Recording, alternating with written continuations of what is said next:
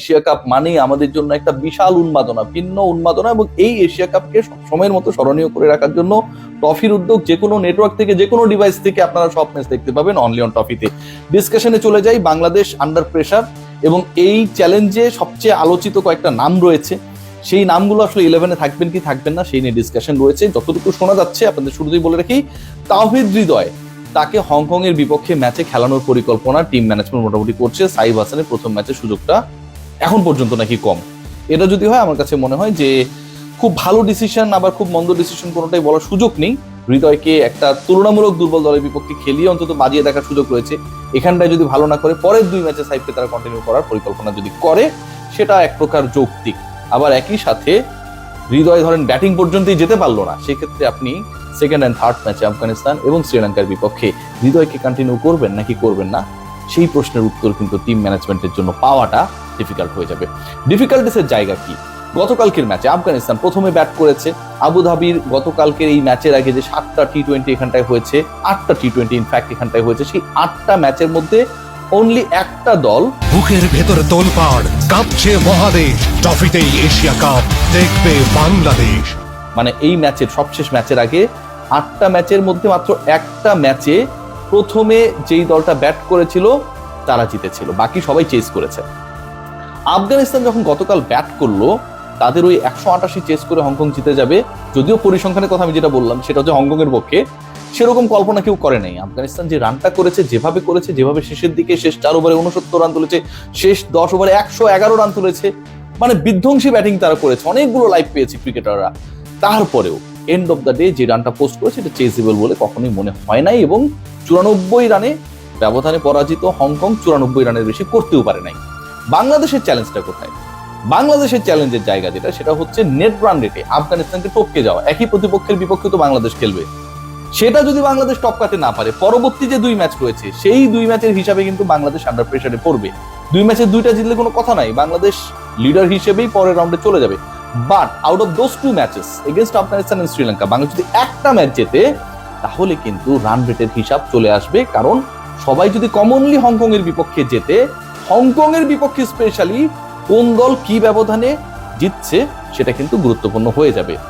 বাংলাদেশ যদি আগে ব্যাটিং করে, আপনারা কি বিলিভ করেন যে বাংলাদেশ 188-র বেশি রান করবে? কারণ একই মাঠে খেলা হবে, একই প্রতিপক্ষের বিপক্ষে খেলা হবে, উইকেটের দরেরও কাছাকাছি।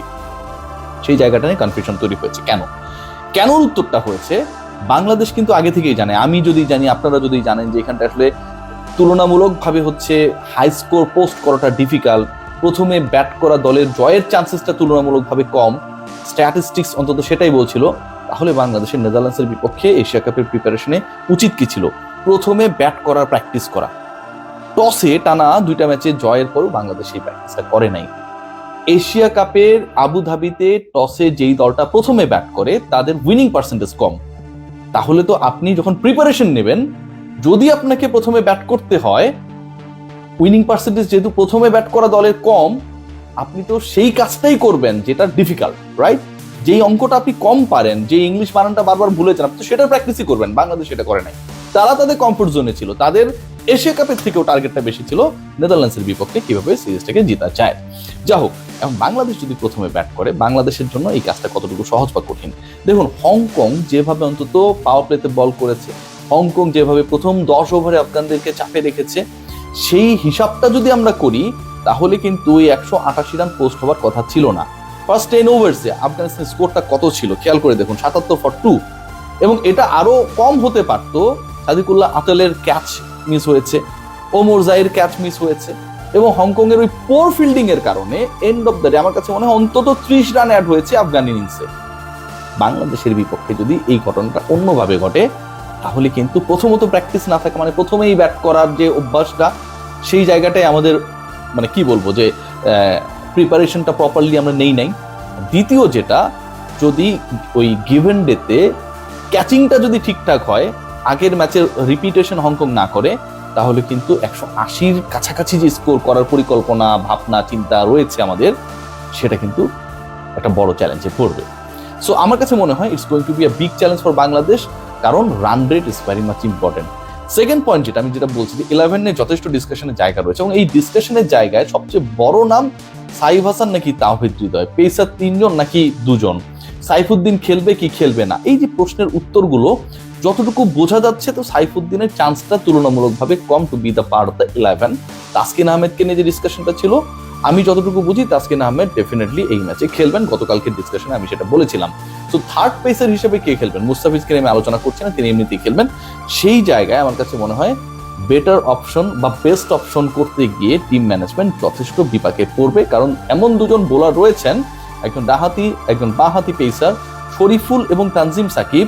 আপনি কাউকে খুব সহজে এলিমিনেট করতে পারবেন না, বাট যদি সাইফুদ্দিনকে খেলানো না হয় পেস বোলিং অলরাউন্ডার হিসেবে, সাকিবের চান্সটা বেশি। সাইফ হাসানকে না খেলানো যে সিদ্ধান্ত, এই সিদ্ধান্তটাই বাংলাদেশ আসলে কতটুকু মানে কি বলবো, মানে এখন পর্যন্ত সেই সিদ্ধান্তই হতে যাচ্ছে যতটুকু মনে হচ্ছে, এটা কতটুকু যৌক্তিক বলে মনে হয়। আমার কাছে মনে হয় যে সাইফকে খেলার সুযোগ করে দেয়া উচিত।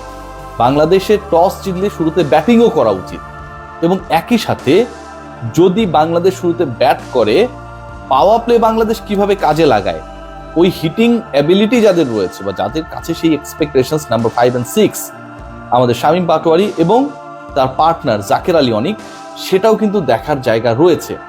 সো বাংলাদেশের অনেকগুলো জায়গা রয়েছে যেগুলো এখনো প্রুভেন না, যেগুলো এখন পর্যন্ত প্রপারলি কাজ করা হয়নি।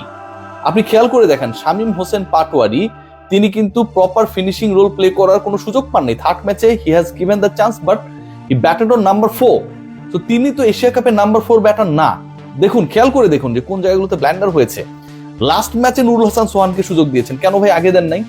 নুরুল হাসান সোহান 11 বলে 22 রান করেছেন, তিনি নাম্বার 6 এ ব্যাট করেছেন। ওই 5-6 এর জায়গায় কিন্তু নুরুল হাসান সোহান 11 এ থাকবেনই না, তাকে রাখাই হবে না।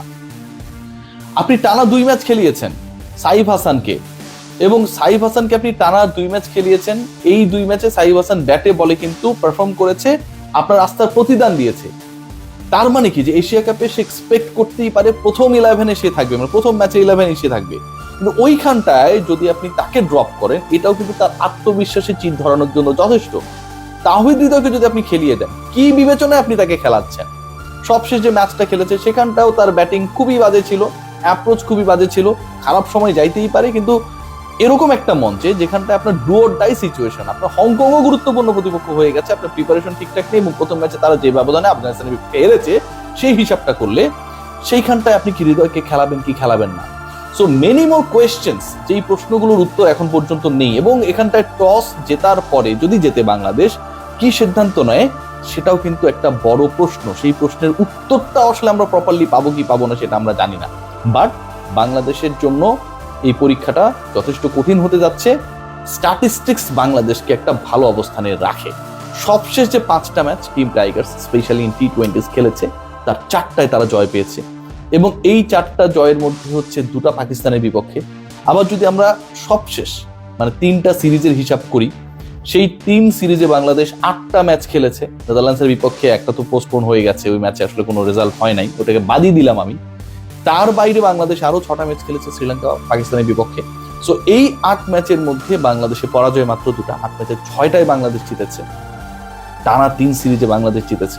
লিটন কুমার দাসের ক্যাপ্টেন্সি এন্ড ব্যাটিং দুটোই ভালো হচ্ছে, অনেকগুলো জায়গা রয়েছে পজিটিভলি আসলে ভাবার জন্য। কিন্তু টিম টাইগার্স যেহেতু প্রপারলি আগে ব্যাট করে বড় স্কোর পোস্ট করার প্র্যাকটিসটা অন্তত সুযোগ কেউ করে নাই, সেই প্রশ্নটা ভাই থেকেই যাবে। বাংলাদেশ যদি কালকে প্রথমে ব্যাট করে 200 রানও করে, এই প্রশ্নটা তারপরও থাকবে, কেন বাংলাদেশ তাদের প্রস্তুতিমূলক ম্যাচেসগুলোতে এই অভ্যাসটা করলো না। সবাই ভালো থাকবেন, টেক গ্রেট কেয়ার। 11 নিয়ে প্রপার একটা ডিসকাশন আমি নিশ্চয়ই করার চেষ্টা করবো, যেখানটায় বাংলাদেশের প্রবাবল 11-এ কারা থাকছে সেই আলোচনা থাকবে।